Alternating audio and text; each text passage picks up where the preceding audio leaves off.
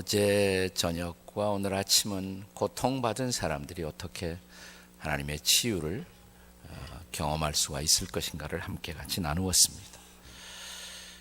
오늘 저녁은 거기서 한 걸음 더 나가서 이제 상처 입은 내가 상처 입은 이웃들을 어떻게 치유하는 삶을 살 수가 있을 것인가 라는 쪽으로 말씀을 계속 나누고자 합니다. 우리가 성경에 보면 인간 보편 실존에 가장 흔한 비유로 등장하는 것이 양의 비유라는 것을 알 수가 있습니다. 우리는 다 양과 같아서.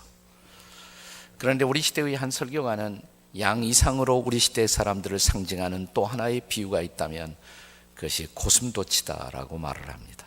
우리는 다 고슴도치와 같아서. 대부분의 동물들이 한 장소에서 또 다른 장소로 이동할 때 떼를 지어 무리를 지어서 이동을 합니다. 호랑이도 사자도 떼를 지어서, 곰도 떼를 지어서, 사슴도 엘크도 떼를 지어 이동하지 않습니까? 양도 떼를 지어 이동합니다. 그런데 고슴도치는 혼자 다녀요. 고슴도치가 고독을 즐겨해서 그럴까? 꼭 그런 것만은 아닙니다.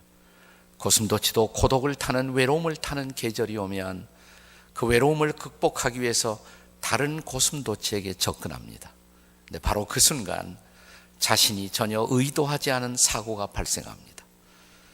자기 덩어리에 갖고 다니는 수많은 바늘, 이 북미산 고슴도치의 경우에 3만 개 이상의 바늘이 있다고 하는데 그 바늘로 상대방을 찌르고 자신도 찔림을 받습니다. 상처를 주고 상처를 받습니다. 우리는 다 고슴도치와 같아서. 그렇다면 인생이라는 것은 상처 주고 상처 받다가 끝나야 할까요? 그렇게 살 수는 없잖아요. 그렇게만 살 수는 없잖아요. 우리 시대의 영성 작가로 좋은 영성의 글을 써서 우리에게 감동을 주는 작가 가운데 헨리 나우엔이라는 분이 계신데 그분이 쓴 책 가운데 상처 입은 치유자라는 책이 있습니다. The Wounded Healer, 상처 입은 치유자. 오늘 설교의 제목은 거기서부터 나온 것인데 그는 이 책에서 바로 이 타이틀, 상처 입은 치유자의 주인공이 바로 예수님이라고 말씀하고 있습니다. 예수님도 이 땅에 사실 때 많은 상처를 받으셨어요. 심지어 제자들에게 배신을 당하시고 자기 민족에게 버림을 당하시고 나중에 문자 그대로 십자가에 못 박히시고 찔림을 받으시고, 그래서 이사야 선지자는 그가 찔림은 우리의 허물을 인함이요 그가 상함은 우리의 죄악을 인함이라고 말씀하고 있습니다. 그러나 예수님은 상처만 받고 끝나버리는 인생을 사셨던 것은 아닙니다.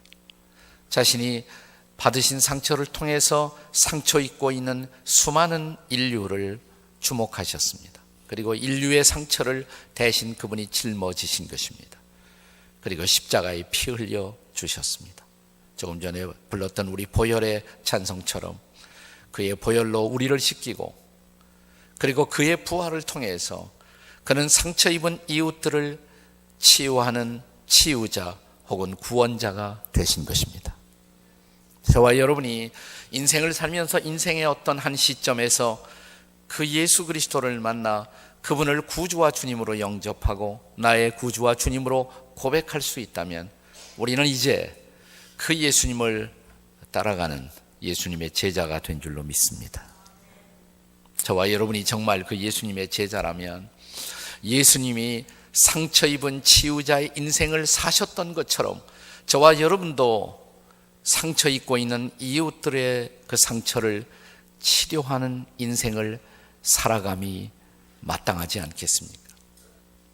그냥 언제까지 밤낮 내 상처만 부둥켜 안고 괴로워하고 교회 와서 기도하고 예배 드릴 때 십자가 앞에서 상처를 내려놓고 조금 위로를 받고, 그렇지만 목사님의 축도가 끝나면 내가 십자가 아래 내려놓았던 상처들을 다시 다 집어갖고 픽업해갖고 집으로 가서 다시 왼수를 묵상하고 나에게 상처를 준 사람들을 묵상하고 그를 인해서 괴로워하는 삶을 언제까지 살겠느냐 이 말이에요.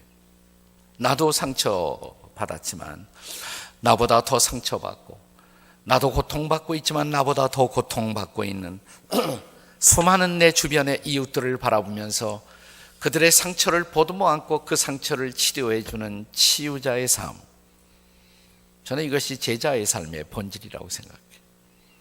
이런 상처 입은 치유자의 삶을 살아감이 어떻게 가능할 수가 있을까요? 오늘 우리는 그 비밀을 오늘 본문에 나타난 예수님의 생애 속에서 함께 발견하고자 하는 것입니다. 상처 입은 치유자의 삶을 살려면 첫째로 상처 입은 이웃들을 바라보는 눈이 열려야 합니다. 따라서 하세요. 상처 입은 이웃들을 바라보고 삽시다. 자, 옆에 사람 쳐다보고 한번 해보세요. 시작. 네. 앞뒤로 한번 짝을 지고 다 같이 시작. 상처 입은 이웃들을 바라보고 사십시다.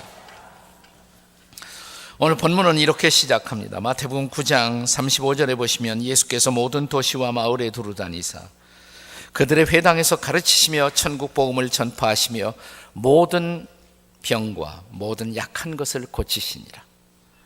그 다음 36절에 보시면 무리를, 그 다음에 뭐라 그랬어요? 보시고 그랬어요. 무리를 보시고. 예수님은 그 무리들을 주목하고 바라보셨습니다. 그 병든 자들을, 약한 자들을 보셨습니다. 아니, 목자 없는 양들처럼 고생하고 기진맥진하고 있는 그들을 보셨습니다. 먼저 봐야 돼요. 우리가 봐야 섬기고 돕고 복음을 전하고 뭐 할 수가 있지 않겠어요? 그런데 그렇게 고통받고 있는 이웃들이 여러분과 제 눈에 보이고 있습니까? 보이시나요? 네, 우리가 본다고 말할지 모르지만 실제로 대부분 우리는 보지 못하고 살아요. 왜 그런 줄 아십니까? 내 상처에 빠져 살기 때문에, 내 상처에 함몰되어 밤낮 내 상처만 주야로 묵상하고 살기 때문에 다른 사람들이, 상처 입고 있는 이웃들이 내 눈에 좀처럼 보이지 않는 것입니다. 우리 시대 한 설교가는 이 시대를 살고 있는 모든 인생을 크게 두 가지 종류로 나눌 수 있다고 말합니다. 한 종류의 인생을 가리켜서 그는 driven life, 이런 표현을 썼어요. driven life, 쫓겨다니는 인생. 이런 일 저런 일로 정신없이 그냥 쫓겨다니는 인생, 분주하게 쫓겨다니는 인생. 오늘도 그렇게 쫓겨다니다가 오신 분도 있을 거예요. 네. 그러다가 인생 끝나는 거예요. 네. 대부분의 사람들이 바로 그런 인생을 살아갑니다. 쫓겨다니는 인생, driven life, driven life. 그런데 또 다른 종류의 인생이 있습니다. 전혀 다른 종류의 인생을 사는 사람이 있습니다. 그는 이런 종류의 인생을 가리켜서 소명에 의한 삶, called life라고 말합니다. called life, 소명에 의해서 살아가는 삶.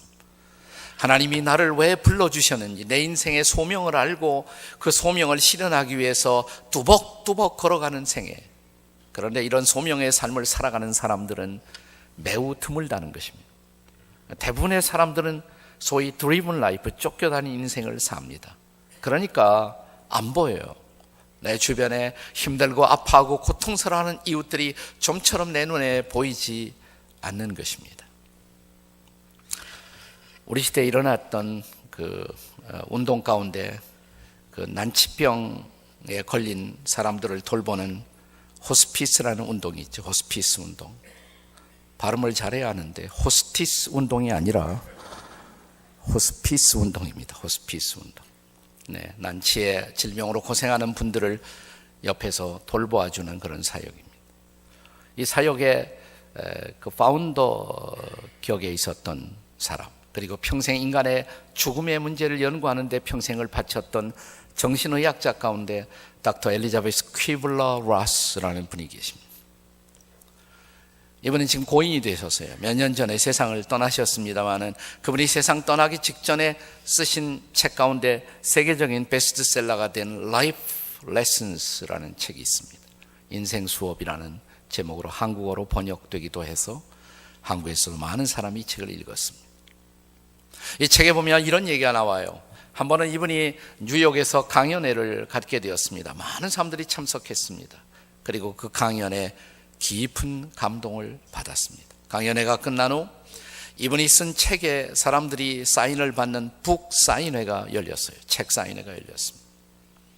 네, 감동받은 사람들이 많으니까 가까이 가서 그분에게 책 사인도 보고 대화도 한번 나누고 싶고, 그 북 사인회 줄이 계속 길어지고 있어요. 그때 마침 닥터 라스는 이제 비행장에 가서 다른 도시로 이동해야 할 비행기 스케줄이 다가오고 있었는데 계속해서 줄이 늘어나고 있으니까 할 수 없이 주최 측과 의논을 합니다. 사회자가 광고를, 어나운스먼트를 냅니다. 죄송합니다. 닥터 라스께서 비행기 시간이 가까워서 부득불 사인회를 중단할 수밖에 없습니다. 얼마나 많은 사람들이 실망했을까요? 네. 그리고 그분은 이제 비행장으로 갔어요. 체크인 수속을 하고 탑승 수속을 하고 가쁜 숨을 몰아쉬면서 잠시 시간의 여유를 찾기 위해서 화장실에 들어가셨대요. 공중 화장실이 대부분 아래쪽에 이렇게 터져 있잖아요. 오픈 스페이스인데 앉아서 아마 큰일을 보고 계셨는데 갑자기 이 빈 열린 공간으로 자기 책이 쑥 들어오더니 박사님 사인 좀. 아니 웬 황당한 이런 일이, 도대체 누가 이런 무례한 짓을. 네. 볼일을 마치고 딱 문을 열어보니까 어떤 수녀님이 한 분 계시더래요. 아니 수녀님이 어쩌자고. 그러니까 박사님 이게 다 하나님의 은혜죠. 속으로 은혜는 무슨 은혜. 그러는데 박사님 제 얘기 들어보세요. 제 얘기 좀 들어보세요. 제 친구가 있어요. 제 친구도 수녀예요. 근데 암 환자예요. 오늘 박사님 강연에 꼭 와서 강연을 듣고 싶었는데 병이 위중해져서 올 수가 없었어요. 친구인 저에게 부탁을 했어요. 강연 잘 듣고 메모 좀 해갖고 오라고. 그리고 할 수 있으면 박사님 책에 사인을 받아가지고 오라고.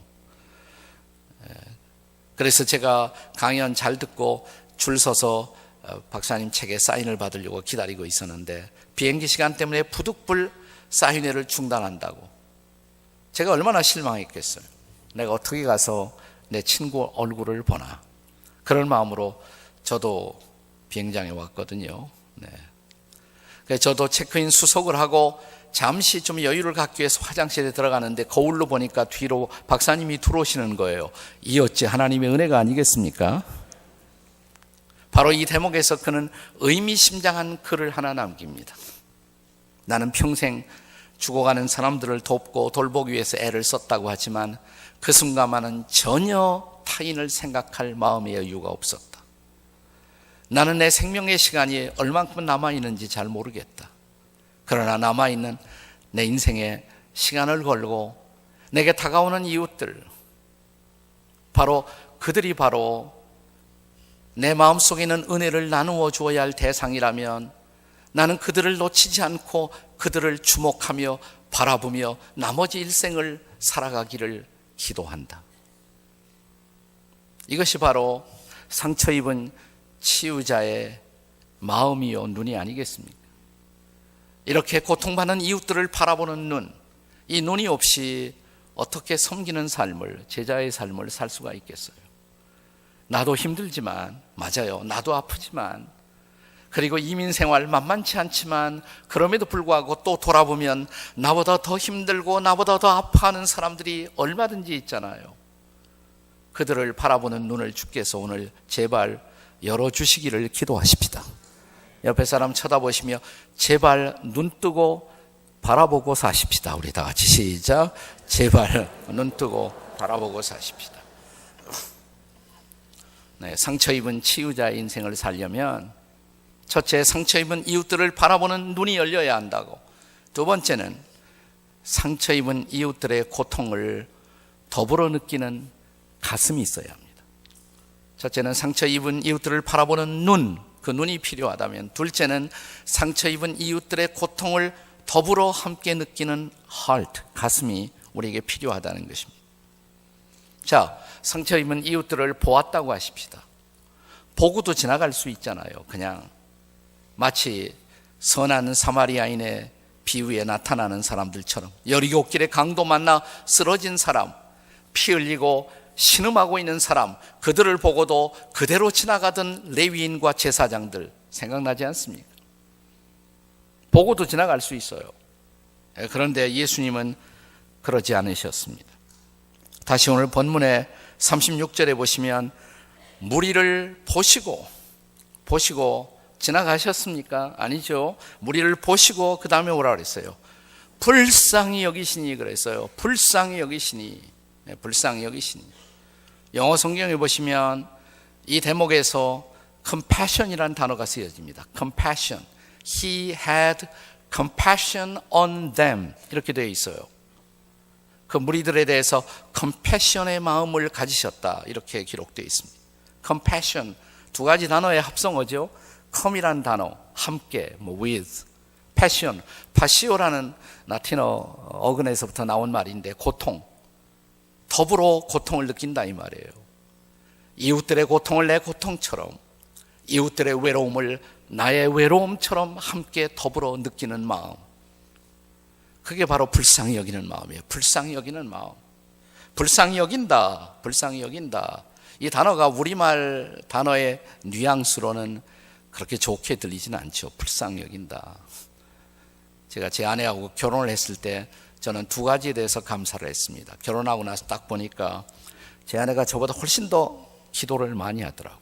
저는 기도에 대해서 가르치지만, 기도를 설교하지만 실제로 기도하는 시간이 그렇게 많지는 않았는데 제 아내는 그냥 시간만 있으면 늘 혼자 이렇게 기도를 하더라고요. 기도하는 여성을 아내로 주셨구나, 감사하다, 이런 마음이 생겼어요. 또 하나는 뭐냐면 그렇게 인간관계를 잘 하더라고요. 제 목회하는 40년, 한 45년 지금 거의 가까이 되고 있습니다만은, 목회하면서 제 아내 때문에 생긴 문제는 한 번도 없었어요. 나 때문에 생긴 문제는 있었지만, 저는 목사이기는 하지만 좋은 사람은 좋고 싫은 사람은 싫더라고요, 솔직히. 근데 제 아내는 마치 싫은 사람이 아무도 없는 것처럼 이렇게 잘 넉넉하게 받아주고 늘 그랬습니다. 그래서 저는 내 아내에게는 싫은 사람이 아무도 없구나 라고 처음에 생각을 했어요. 근데 함께 살아보니까 꼭 그런 것만은 아니다라는 냄새를 맡기 시작했습니다. 제 아내가 기도할 때 보면 많이 쓰는 단어가 바로 이 불쌍히 여기는 단어예요. 불쌍히 여겨주세요. 처음에는 제 귀에 거슬렸어요.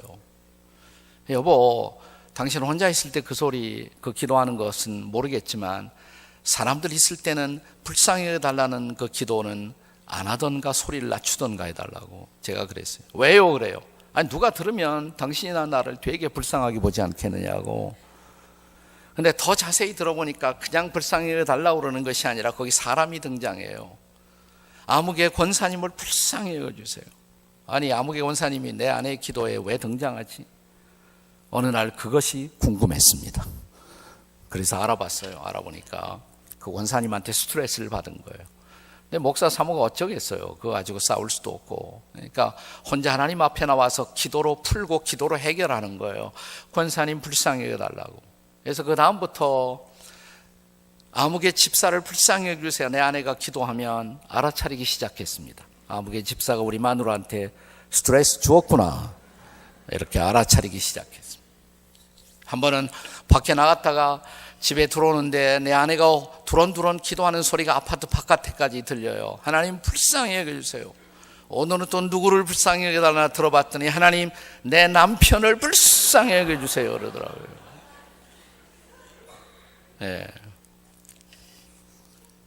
근데 같이 살다 보니까 지금은 저도 그 기도에 전염이 돼갖고 저도 그 기도를 많이 합니다. 또 실제로 인생을 살다 보니까 불쌍하지 않은 사람 아무도 없어요. 이렇게 근사하게 옷 입고 폼 잡고 나와서 집회에 참석하고 있지만 여러분이 가만히 보면 다 불쌍한 인생들이에요. 한번 옆에 사람 가만히 한번 쳐다보세요. 그냥 눈만, 아무 소리 하지 말고, 소리는 하지 말고 눈만, 눈이 마음의 창이라고 그러잖아요. 영혼의 창. 이 눈을 들여다보면 살아온 세월이 다 나타나 있어요. 어떤 인생을 살았는지, 그 마음속에 있는 쌓여진 고통, 분노 다 눈에 가만히 보면 나타나 있어요. 한번 쳐다보라니까, 옆에 있는 사람이요. 가만히 쳐다보셨으면 그 다음에 다시 한번 보시면서 이렇게 말해 보세요. 가만히 보니 진짜 불쌍하시네요. 이렇게 다 같이 한번 말해 보세요. 시작. 가만히 보니 진짜 불쌍하시네요. 네.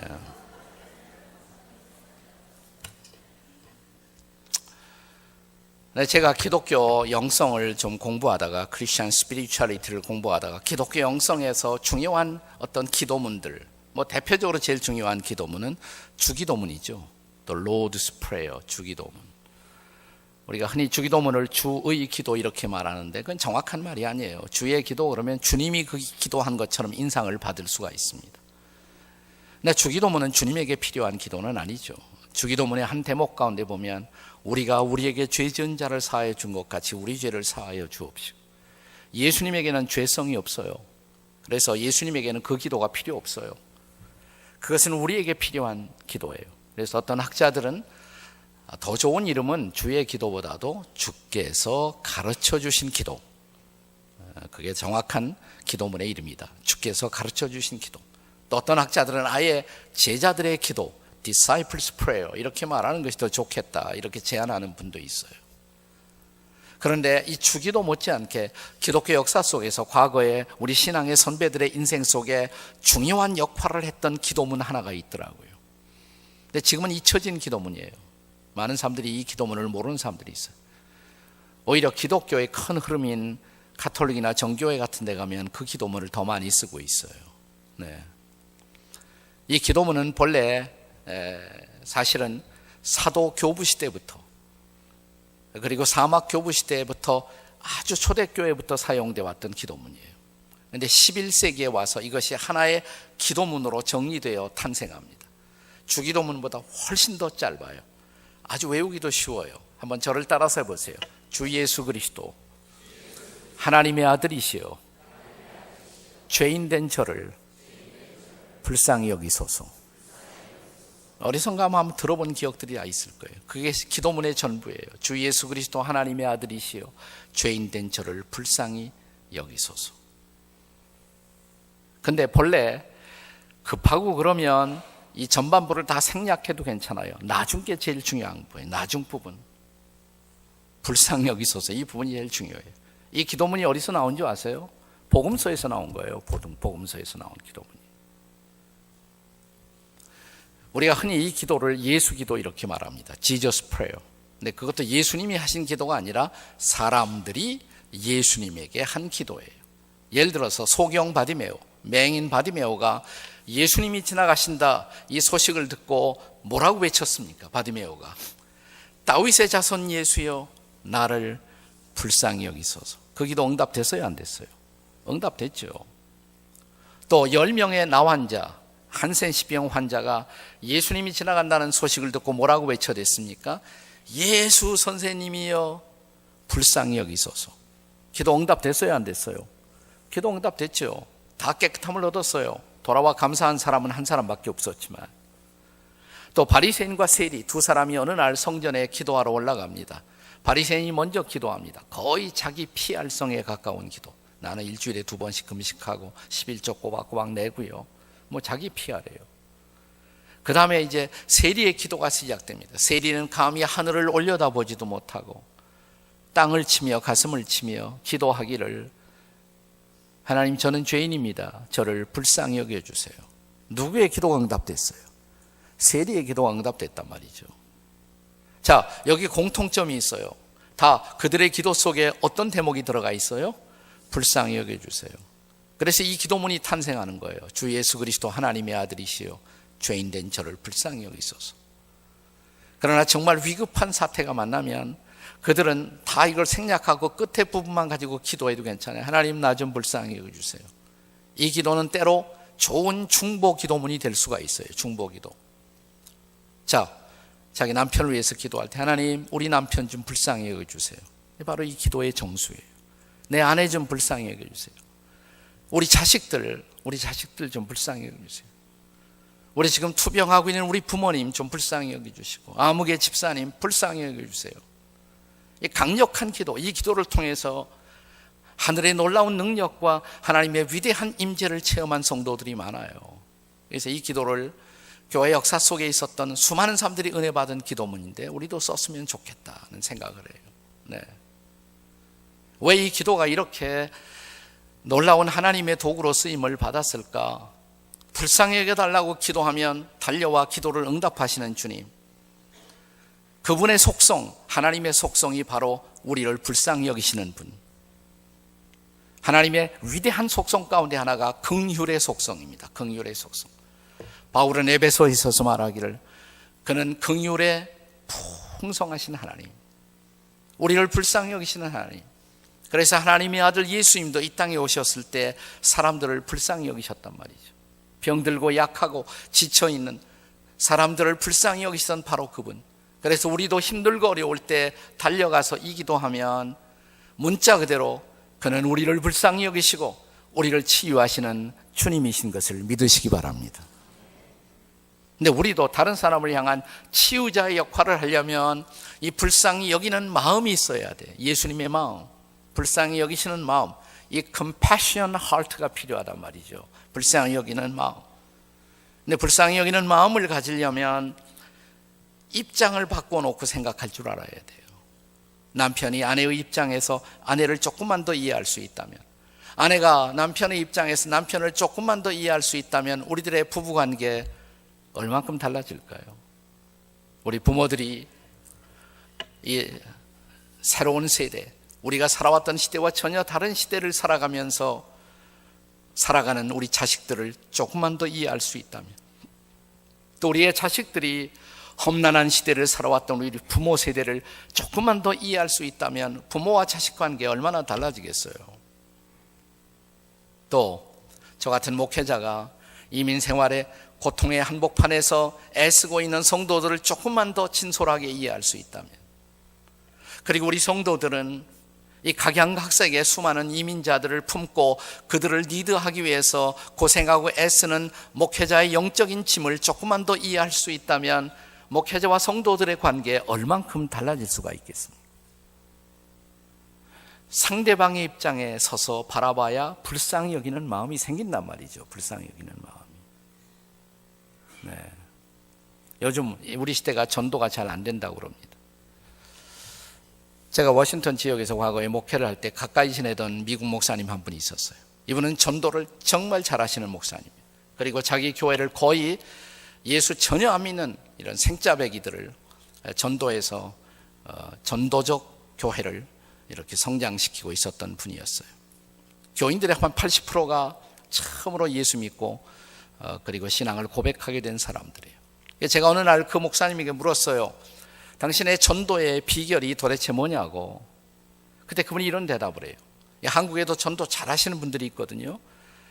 그런 분들을 한국에서 뭐 전도왕, 전도 여왕, 전도 킹, 퀸 뭐 그러는데, 나는 그런 분들에게 그런 얘기를 들어본 적이 없어요. 근데 이분이 이런 얘기를 하더라고요. 자기는 전도하기 전에 꼭 이런 기도를 한대요. 무슨 기도를 하냐고 물어봤더니 내가 전도하려고 하는 저분을 잘 이해하게 도와달라고. 그 기도부터 한대요. 저분을 잘 이해하게 도와달라고. 그리고 자기 말 하기 전에, 전도하기 전에 우선 상대방의 얘기를 잘 들어준다고, 경청한다고. 그리고 나서 전도를 하기 시작하면 사람들이 그렇게 잘 받아들인다는 거예요. 아, 그렇구나. 나도 앞으로 그 기도를 좀 해야겠구나, 이렇게 생각을 했습니다. 한 번은 이분이 그 목회자들 모임에 와서 아주 기맥힌 감동적인 간증 이야기를 하나 했어요. 소박한 얘기예요. 그러나 우리 모두에게 깊은 감동으로 다가왔습니다. 아침에 친구 한 두세 사람하고, 친구 두 분하고 자기까지 합해 3명인가 이렇게 브렉퍼스트를 하려고, 아침 식사하려고 식당에 들어갔대요. 근데 그날따라 서브를 하고 있던 그 웨이트레스 하는 분이 아주 불친절하게 접시를 팽겨치듯 갖다 놓고 다시 와서 뭘 도와드리겠느냐고 묻지도 않고 아침부터 엉망의 서비스를 받고 나니까 무척 마음이 상하더래요. 한국식으로 말하면 열받은 거죠. 따질까 이런 생각도 들더래요. 매니저 불러서 한번 따질까. 그러다가 갑자기 기도해야지 하는 마음이 생겨서, 하나님, 저 자매가 도대체 왜 그래요? 무슨 사정 있나요? 라고 마음속으로 혼자 기도했더니 하나님이 그러시더래요. 그래, 사정 있다. 사정이 있으면 내가 이해를 해야지. 그러니까 섭섭했던 마음이 좀 가라앉고 진정이 되더래요. 그래서 그런 대로 식사를 이제 다 마쳤어요. 식사를 끝내고 이제 팁을 놔야 되는데, 이런 아침부터 엉망의 서비스를 받았으니까 팁으로 3불이면 족하다 이런 생각이 나왔대요. 3불이면 팁으로 충분히 족하다 이런 생각이 들어요. 또 옛날이니까 훨씬 오래전 얘기입니다. 한 10몇 년 전 얘기니까요. 그래서 3불 팁을 딱 놓고 나가려고 하는데 성령님이 마음속에서 말씀하시더래요. 팁이 너무 적다. 그래서 하나님, 내가 이런 엉망의 서비스를 받았는데 3불도 많죠. 적다니까. 그럼 maybe $4, $5? 응답이 없더래요. 그때부터 불길한 예감이 들더래요. 그러면 성령님이 혹시 $10를 원하는 것이 아닌가? 성령님 혹시 perhaps $10? 그러니까 성령님이 oh yes 그러시더래요. 그래서 마음에 내키지 않았지만 $10를 놓고 이렇게 막 나가려고 하니까 그 자매가 10불을 픽업해갖고 쫓아오더래요. 손님 이거 팁이 아니죠? 팁인데요. 왜 이렇게 많이 넣으셨어요? 나가 자매님 얼굴을 보니까 무척 힘든 일이 있어 보여서 조금 더 놓은 거예요. 그냥 혹시 격려가 될까? 혹시 자매님이 취업업 될까 하는 마음으로 조금 더 놨어요. 그러자 갑자기 얼어붙은 듯 그 자리에 서더래요. 그러더니 손님 죄송해요. 참 죄송해요. 제 서비스가 엉망이었죠. 사실은 어젯밤에 제 남편이 저를 버리고 떠났어요. 아, 그런 일이 있었군요. 저는 사실 목사예요.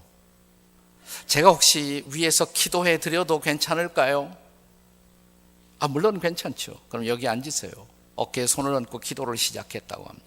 하나님 아버지, 세상 모든 사람이 이 여인을, 이 딸을 버려도 결코 이 딸을 포기하지 아니하시는 하나님, 하나님이 세상을 이처럼 사랑하사 독생자를 주신 그 하나님, 그 하나님의 사랑을 알게 하시고 그 사랑 가운데 살아갈 수 있도록 도와주십시오. 어깨를 들먹이면서 막 울더래요. 기도를 마무리하면서 물었다고 합니다. 자매님, 혹시 예수님 아세요? 잘 모르는데요.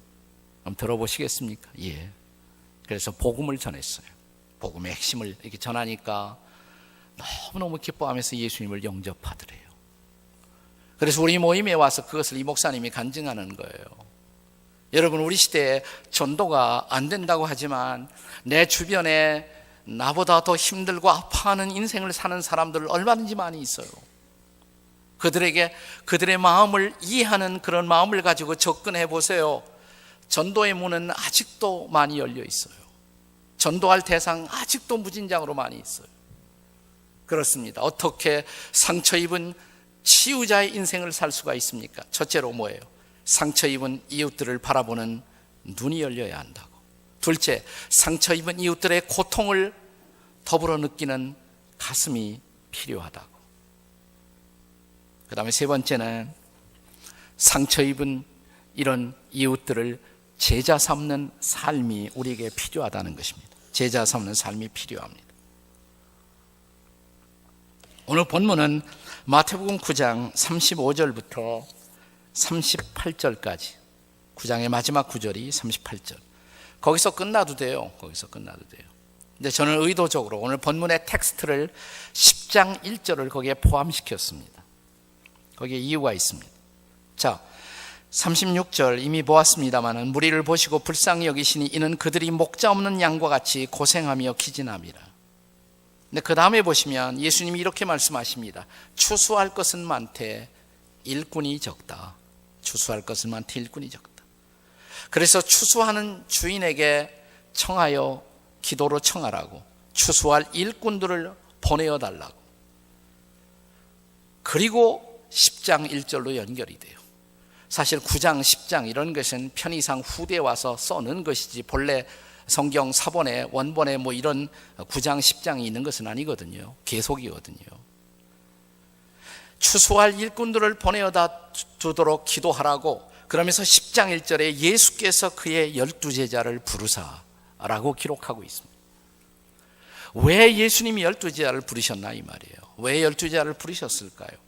바로 목자 없는 양들처럼 기진맥진하고 있는 사람들에게, 그 양들에게 목자가 되어주라고.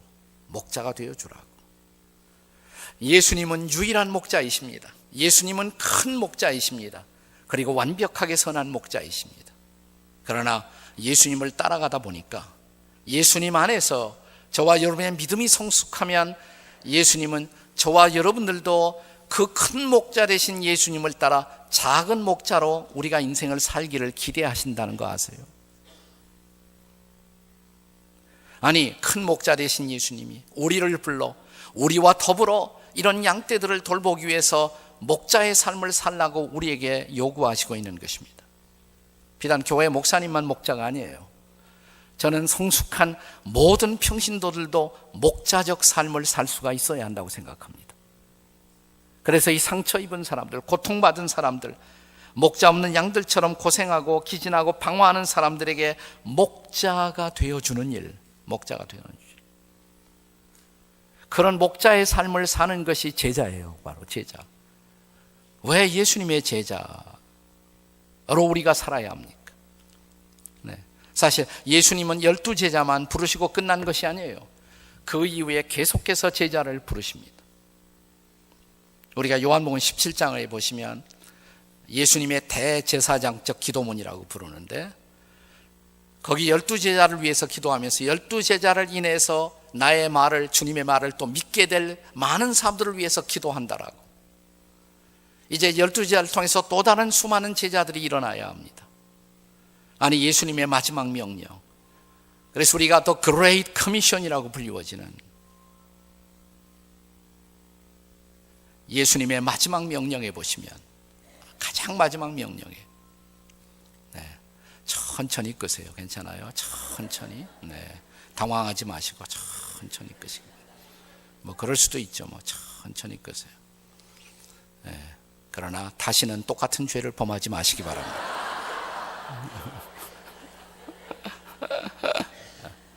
내가 어디까지 했는지 자꾸만 혼동이 되거든요. 내가. 예수님의 마지막 대명령, The Great Commission, 지상명령, 이게 뭐냐면 제자들에게 주신 말씀인데, 제자들에게 너희는 가서 모든 족속으로 제자를 삼으라고. 제자가 제자를 삼아야 한다고. 성숙한 모든 제자는 또 다른 제자를 삼을 줄 알아야 돼요. 진정한 예수님의 디사이플은 또 다른 제자를 만드는 제자, 디사이플 메이커, 디사이플 프로듀서가 될 수가 있어야 합니다. 또 다른 제자를 만들어낼 수가 있어야 합니다. 그래서 어느 날 여러분과 저도 예수 믿고 그냥 평범하게 예수님만 따라가는 사람이 아니라 예수님의 진정한 제자, 사실 제자의 뜻이 따라가는 사람이라는 뜻이에요. 팔로워. 근데 제대로 따라가는 사람이 되려면 우리도 또 다른 제자를 삼을 줄 알아야 합니다. 왜 예수님이 12제자만 삼으셨을까요? 예수님의 능력이 12명밖에는 품을 수 없어서 12명만 부르셨을까요? 아니에요. 저는 이것이 예수님이 저와 여러분에게 보여주시는 모범이라고 생각해요. 저는 이것이 예수님과 12제자가 교회의 시작이라고 믿어요. 소위 기초 공동체. 한 신학자는 예수님과 12제자의 무리를 가리켜서 크리스찬의 베이직 커뮤니티, 기초 공동체라는 말을 씁니다. 거기서부터 예수님의 교회가 시작된 거란 말이죠. 그리고 이것은 그를 따라오는 제자들에게 이런 암시가 저는 있다고 생각해요. 너희들도 나처럼 말이지, 내가 12제자를 삼은 것처럼 더도 말고 덜도 말고 내 일생을 통해서, 평생을 통해서 12명에게만 영향을 끼쳐보라고. 12명이에요. 저는 제 담임 목사로서 제 목회를 마무리하기 전에 지나간 한 10년 동안, 그래서 이것을 셀교회 운동이라고 전 세계적으로 부르는데, 거기에 올인을 했어요. 올인을 하고, 그리고 저희 교인들에게 계속 이 도전을 했습니다. 더도 말고 덜도 말고 12명에게 영향을 끼치고 한번 인생을 떠나갈 생각을 해보라고. 12명. 우리가 제자 삼는다, 제자 훈련 그러면 내가 굉장한 어떤 지식이 있어야 그것을 할 수가 있다라고 생각하는 사람들이 많더라고요. 제자 훈련은 지식으로 하는 것이 아니에요. 또 실제로 제가 이 운동을 해보니까 제자를 잘 만드는 사람이 반드시 성경 지식이 높은 사람도 아니더라고요. 예수님의 제자 훈련 방식을 보여주는 주목할 만한 성경 구절 하나가 있습니다. 마가복음에 보시면 마가복음 3장 14절에 이런 말씀이 있어요. 마가복음 3장 14절에 저를 따라서 한번 읽어보세요. 이에 12를 세우사 자기와 함께 있게 하시고 또 보내사 전도도 하며. 네. 자, 예수님이 12를 세우셨으니 궁극적으로는 그들을 보내서 전도하게 하시려고. 그러나 가운데 있는 부분이 중요해요. 12를 세우셔서 1차적으로 자기와 뭐예요? 함께 있게 하시고. 이게 중요해요. 자기와 함께 있게 하시고. 예수님과 함께 있으면 예수님을 배우게 돼요. 내가 누군가를 제자 삼으려면 그들의 인생 속에 내가 들어가야 돼요. 함께 있어야 돼요. 그들이 슬퍼할 때 같이 슬퍼하고 그들이 기뻐할 때 같이 기뻐해 주고, 그래서 함께 있다 보면 적어도 나만큼의 신앙을 영향을 끼칠 수가 있는 것이에요. 그래서 더도 말고 덜도 말고 12명에 영향을 끼쳐보라고. 그러니까 어떤 교인이 와서 그래요. 목사님, 12명이라니요. 나 한 사람의 인생도 챙기기가 힘든데요. 그래서 제가 그랬습니다. 아, 그래요? 그러면 깎아드리죠. 12명 잊어버리고 3명만, 내 주변에서 나보다 더 힘들고 나보다 더 아파하는 인생을 살고 있는 사람 3명만 어디서 찾아보라고.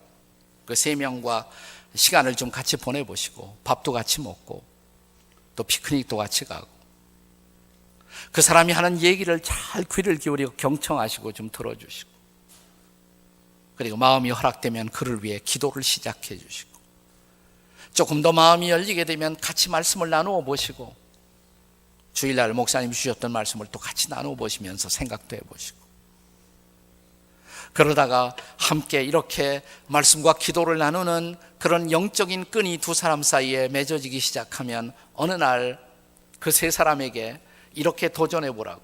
당신도 어디 가서 3사람만 데려오라고. 당신도 3사람 데려오라고. 당신도 3사람 데려오라고. 그럼 몇 명 되느냐고. 3, 3은 9에다 이미 있는 3사람 합하면 12명 되지 않느냐고. 그러니까 또 그러더라고. 목사님, 3명도 많아요. 3명도 많아요. 그래요. 아, 그래요? 그러면 1명하고 시작하세요. 1명. 그냥 내 주변에 나보다 더 힘들고 나보다 더 아파하는 인생을 살고 있는 사람 한 사람만 찾아보세요. 한 사람. 여러분, 한 사람의 가치, 한 영혼의 가치를 예수님은 어떻게 말씀하십니까? 너희가 온 천하를 얻고도 자기의 목숨, 자기의 영혼을 잃어버리면 무슨 유익이 있겠니? 저는 한 영혼의 가치는 세상과 바꿀 수 없는 중요한 가치라고 생각해요. 한 사람 한 사람, 한 영혼 한 영혼의 가치.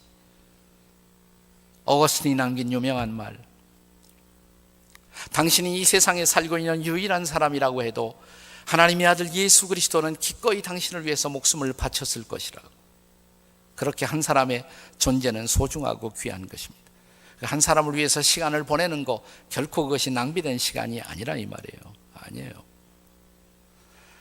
인도의 콜카타에서 한 사람을 섬긴다는 그 섬김의 놀라운 그 모습을 보여준 우리 시대의 그 소중한 여인이었던 마더 테레사에게 한 저널리스트가 이런 질문을 했다고 합니다. 당신은 단신의 여인, 본래 인도 사람도 아니고 다른 나라 사람인데 이렇게 콜카타에 와서 수많은 병자들 그리고 수많은 빈민들을 품고 그들을 위해 살 수 있었던 이 비밀이 도대체 무엇입니까? 이때 마더 테레사는 이런 유명한 말을 합니다. 수많은 사람이라고요. 저는 수많은 사람을 단 한 번도 생각해 본 일이 없습니다. 그냥 날마다 내게 다가오는 한 사람 한 사람, 한 영혼에게, 한 사람에게 집중했을 따름입니다. 그렇게 생각하면 되는 거예요. 한 사람하고 시작하면 되는 거예요. 한 사람. 저희 교회에서는 이런 소그룹 운동, 이 구역, 전통적으로 구역이라고 불렀습니다만 저희 교회에서는 목장이라고 부르는데, 목장이 교회에서 만들어준, 교회에서 나누어진 목장도 있지만은 개인들이 그냥 만들어도 돼. 교인들이 목장을 만들면 돼. 내가 세 사람하고 목장 만들겠습니다. 그리고 교회 등록을 하면 그때부터 저희 사역자들이 지도를 해줘요. 잘 지도를 해줘서 좋은 목장이 되도록 돕는 것입니다. 그래서 12명이 되면 10명 넘으면 또 분가를 하고 나누고 계속 이렇게 합니다. 처음에 우리 교회도 그렇게 많은 목장들이 있지 않았어요. 하다 보니까 감당할 수 없을 정도로 폭발적으로 목장들이 많아지더라고요. 몇 개 된다고 제가 말은 하지 않겠습니다만 한국하고 상황이 다르니까 괜히 여러분들이 좌절할까 봐 제가 말을 안 하겠습니다.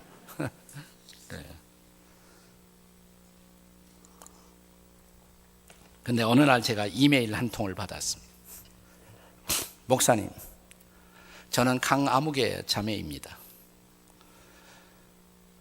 저는 최근에 암 진단을 받았습니다. 나이는 이제 갓 40세가 되었습니다. 싱글이고요. 근데 제가 유방암 브레스트 캔서로 지금 키모테라피를 받고 또 한 번 이제 더 치료를 받을 것을 기다리고 있습니다. 제가 아마 암을 앓고 나니까 암 환자들이 얼마나 제 마음속에 이렇게 다가오는지 알 수가 없습니다. 그런데 문득 제가 기도하는 가운데 이런 생각이 들었습니다. 우리 암 환자끼리 모이는 목장이 있었으면 좋겠다, 이런 생각이 들었습니다. 혹시 목사님 가능하시면 암 환자 목장 시작 이런 주보에 광고 한번 내주실 수 없나요? 제가 감동을 받았어요. 그래서 그렇게 하겠다고 답장을 보냈습니다. 그리고 실제로 주보에다가 암 환자 목장 시작, 관심 있는 분은 전화번호 일로 연락을 하라고. 근데 몇 사람이 왔대요. 몇 사람이 쭈뼛쭈뼛 처음에는 연락이 왔어요. 근데 한 세 사람쯤 모인 모양이 처음에. 그 세 명의 또 다른 자매들, 암병을 앓고 있는 자매들과 거기서 기도가 시작됩니다. 암 환자 특유의 그들이 갖고 있는 고통과 마음의 아픔과 좌절들을 다 털어내놓고 그들이 거기서 울면서 통곡하면서 기도하고, 그러는 가운데 놀라운 일들이 벌어지기 시작해요. 어떤 자매가 극적으로 치료를 받기도 하고. 근데 목자였던 이 자매, 이 목장을 리드하고 있던 이 자매는 자기는 한 70% 정도 치료를 받은 것 같다고. 70%. 아직도 30%는 아직도 미해결의 숙제이고 언제 재발의 가능성이 있을지 모르지만 70%라도 하나님이 고쳐주신 건 너무 감사해서 이렇게 목장을 하다 보니까 계속 이 목장 소문이나 사람들이 몰려오는 거예요. 10명 넘으면 나눠야 되거든요. 나눴어요. 암 환자 목장 2, 암 환자 목장 3, 드디어 암 환자 목장 네 번째가 생겼어요. 거기서 모인 사람들끼리 거기서 놀라운 은혜를 경험하고 서로가 서로를 붙들어 세워 일으키는 일들이 일어나기 시작한 것입니다. 이렇게 하다가 문득 이 자매가 너무너무 감사하더래요. 하나님이 나 같은 사람도 이렇게 쓰시는구나. 이 자매는 본래 그 의류 수출 사업을 하고 있었던 자매예요. 그래서 의류를 수출하느라고 필리핀, 인도네시아, 스리랑카 이런 데로 돌아다니던 자매였는데 갑자기 자기가 옷 팔기 위해서 다녀왔던 동남아시아 국가들의 모습이 막 생각이 나더래요. 하나님이 나 같은 사람, 내가 여기서 해보니까 또 이 자매가 이렇게 목장을 하면서 전도를 잘하기 위해서는 내가 훈련을 받아야겠다. 이 전도 폭발 훈련도 받고 그러니까 전도에 대한 사명감이 막 불붙어 오르기 시작했어요. 네. 그래서 저한테 또 두 번째 편지를 냈어요. 목사님, 암 환자 목장을 리드하게 해주셔서 감사하다고. 근데 하나님이 새로운 사명을 주셨어요. 저는 이제 텐트메이커 선교사로, 전문인 선교사로 제가 옷을 팔던 그곳으로 가고 싶습니다. 교회에서는 기도만 해주시면 됩니다. 제가 스스로 모든 재정은 해결할 테니까 저를 전문인 선교사로 파송해 주십시오. 그래서 전문인 선교 훈련을 받는 단체에 소개를 해주고 훈련을 받고 이 자매가 스리랑카로 떠납니다.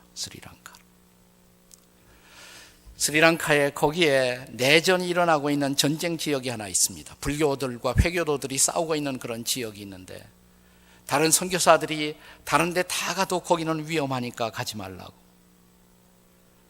그런데 그 지역을 한번 지나가 보니까 거기서 놀던 아이들, 청년들이 계속 눈에 밟히더래요. 하나님, 저 젊은 영혼들 어떻게 하면 좋아요? 괜찮다. 내가 너와 함께 하마. 네가 가라. 아무도 간 일이 없었던 그 지역에, 선교사를 한 번도 타치한 지역이 없는 곳에 40대 초반에 이 젊은 여류 여자 선교사가 혼자 간 거예요, 그것을. 그래서 아이들을 모아놓고 찬송을 가르치고 한국말로 영어로 좀 가르쳐주고, 그러니까 아이들에 이어서 청년들이 모이기 시작하고 어른들이 함께 모이기 시작하고, 숫자가 꽤 되니까 감당할 수 없을 진경이 되어서 교회당이 필요하다 느꼈어요. 주머니를 뒤져보니까 자기가 한 3만 불이 있더래요. 주머니를 다 털었어요. 그 3만 불 가지고 교회당을 짓기 시작했어요. 괜찮은 교회당이 하나 거기 세워졌습니다. 거기서 좀 떨어진 곳에서 또 요청이 오더래요. 여기도 와서 전도해달라고. 거기 가서 전도합니다. 또 아이들이 모이고 청년들이 모이고 어른들이 모이고 두 번째 교회당을 짓기 시작합니다. 돈이 있나요, 이 자매가? 그러나 믿음으로 짓기 시작하면서 이런 생각이 들었대요.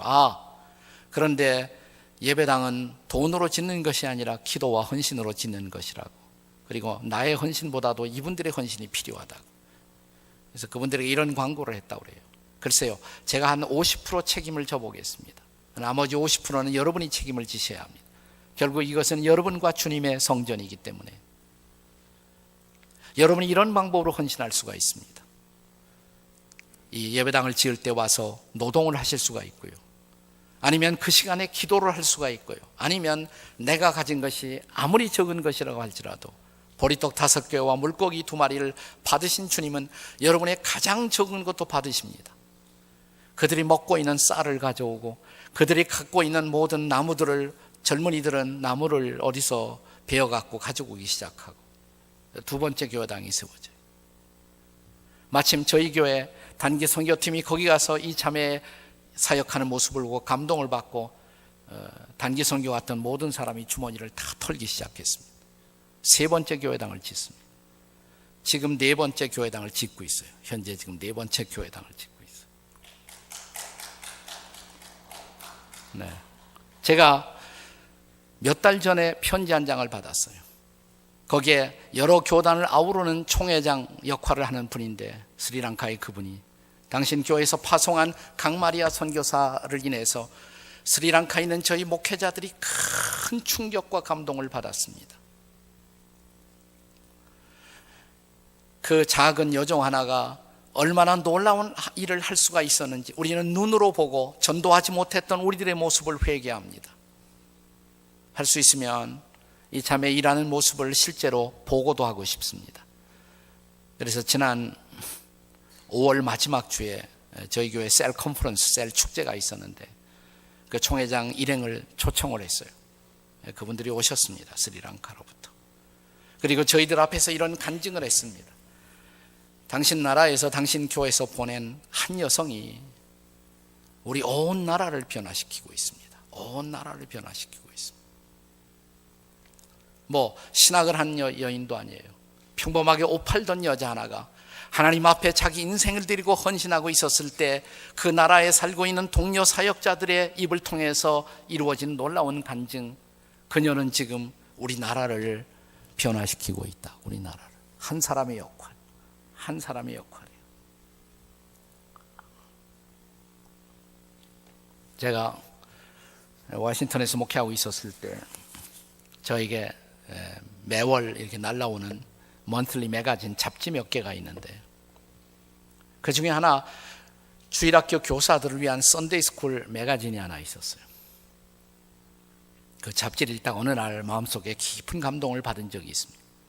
나중에 보니까 그 스토리가 지금 요새 많은 사람들이 읽혀지는 키친숲 스토리에도 그 얘기가 소개가 된 일이 있었습니다. 이분은 주일학교에서 열심히 가르치는 선생이었을 뿐만 아니라 실제로 학교의 중학교의 미들스쿨의 선생님이었어요. 아리조나에 있는 미스 톰슨이라는 여성이었습니다. 미스 톰슨. 근데 어느 날 광고 하나를 봅니다. 학교에 날라온 광고. 아리조나의 인디안 구역 경계선에 있는 작은 학교 하나가 있는데 거기에는 선생으로 자원하는 사람이 없다는 거예요. 몇몇 안 되는 학생 숫자지만 거기에 선생이 얼전트 니드로 긴급하게 필요한데 누가 선생을 자원했으면 좋겠다고. 그리스도인 선생이었기 때문에 이분이 기도하다가 마음에 큰 감동을 받습니다. 그래서 자원에서 아무도 가지 않으려고 그러니 오지, 이 인디안 구역 안에 있는 작은 학교의 선생으로 부임을 합니다. 가보니까 자기가 맡아야 할 학생들 가운데 한 학생이 장기 결석자로 등록이 되어 있었어요. 바비 존슨이라는 학생이었는데 연락을 시도합니다. 온갖 방법으로 연락을 시도해도 연락이 되질 않아요. 네. 그래서 마침내 주소를 통해 이리저리 찾아가서 그 집을 찾아내는 데 성공합니다. 가보니까 예상한 것처럼 엉망인 집안이었어요. 아버지는 알코올 중독자에다가 마약 중독자, 엄마는 집을 나가고 동생도 나가고. 근데 아버지가 먹던 술을 마시고 아버지 옆에서 누워있는 자기가 맡아야 할 학생 바비라는 학생을 거기서 발견합니다. 바비 존슨. 바비야, 너희 학교의 새로운 선생이야. 나는 너를 오랫동안 찾았어. 너 학교에 다시 나왔으면 좋겠어. 그동안 수업 뒤떨어진 거 걱정할 필요 전혀 없어. 선생님이 도와줄게. 그냥 학교에 나오기만 해. 뭐라고 그러는지 대답을 제대로 안 해. 근데 그날부터 이 선생님의 스케줄은 학교에 왔다가 학교가 끝나면 바비의 집, 그 다음에 자기 집. 학교에 왔다가 바비의 집 들려 자기의 집으로. 매일 일과예요. 계속 설득하는 거예요. 바비야, 선생님의 소원이 하나 있어. 그것은 학교에서 선생님이 학생들 이름을 출석을 부를 때 바비 하고 내 이름을 부를 때 네가 한 번이라도 나와서 손을 번쩍 치켜들고 선생님 나 여기 왔어요. Sir, I am here. 이렇게 네가 대답하는 소리를 나는 듣고 싶어. 한 달 이상 주요하게 설득한 것이 효과가 있었어요. 드디어 바비가 학교에 나왔습니다. 그날은 선생님이 출석을 부르는 목소리가 아예 달랐습니다. 메리, 켈리, 수지, 바비 존슨.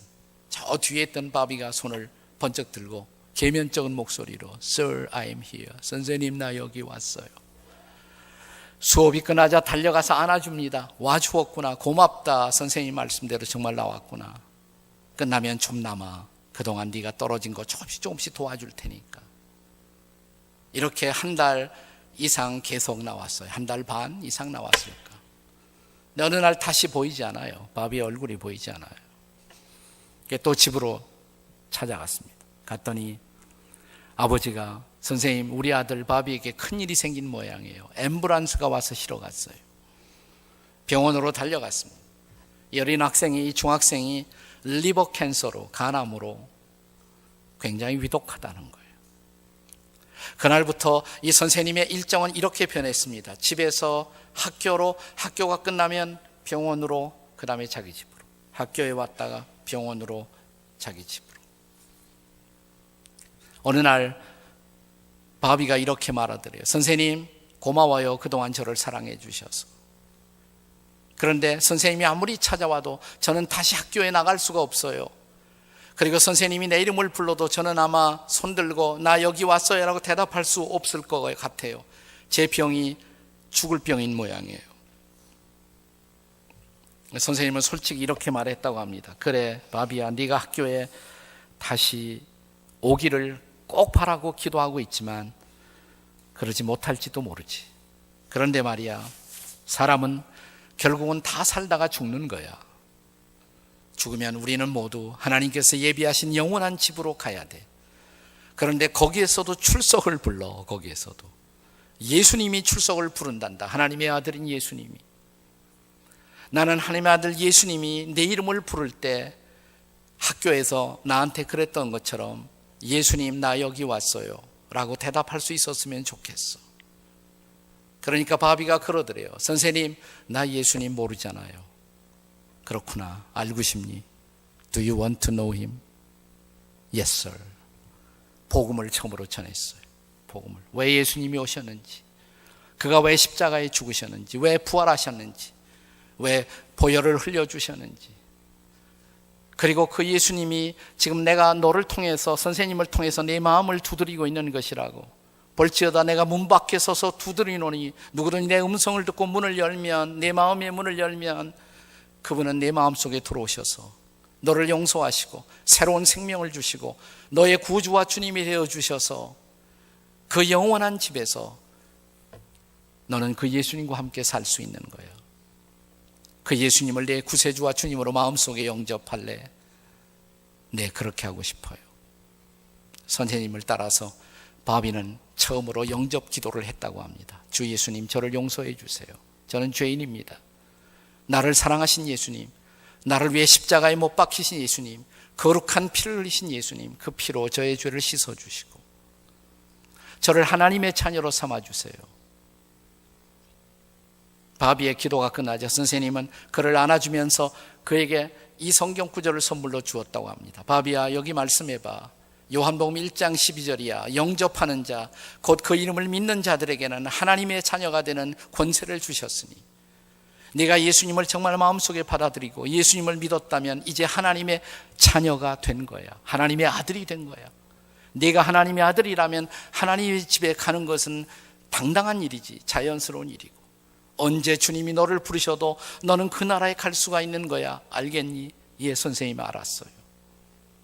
선생님은 바비 곁에 앉아서 오랫동안 기도하고 말씀을 가르쳐주고 찬송을 가르쳐 주었습니다. 이런 찬송을 함께 불렀습니다.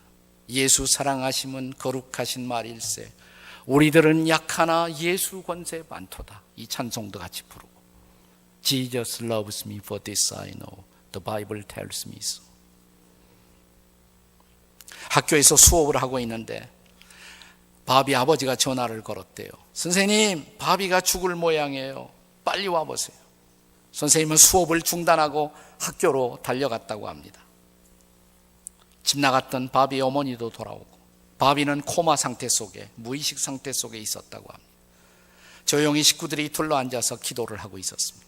선생님도 그 곁에 다가서서 손을 잡고 기도를 합니다.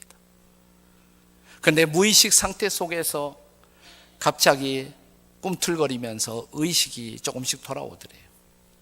그러더니 바비의 입술이 움직이기 시작하고 있었다고 합니다. 바비는 이렇게 말하고 있었다고 합니다. Dear Jesus, 주 예수님, I am here. 나 여기 왔어요. 예수님, 나 여기 왔어요. 그는 아름다운 미소를 지으면서 눈을 감았다고 합니다. 사랑하는 제자의 영혼을 하나님 앞에 올려드리는 순간이었어요. 그를 실제로 끝까지 곁에서 사랑해 주었고, 마지막에 복음을 주었고, 그리고 사랑하는 제자의 눈을 감기며 그 영혼을 주의 나라에 봉헌할 수 있었던 아름다운 선생님. 이것이 상처 입은 치유자의 삶이 아니겠습니까? 저와 여러분도 어느 날 주님 앞에 설 때 이렇게 고백할 수가 있을까요? 주님, 나 여기 왔어요. 나 혼자 온 것이 아니라 내 사랑하는 아빠를 데리고, 엄마를 데리고, 내 자식들을 데리고, 내 친구들 데리고 함께 왔어요. 그날 부끄러움 없는 그 고백을 위해서 우리에게 주어진 나머지 인생을 어떻게 사시겠습니까?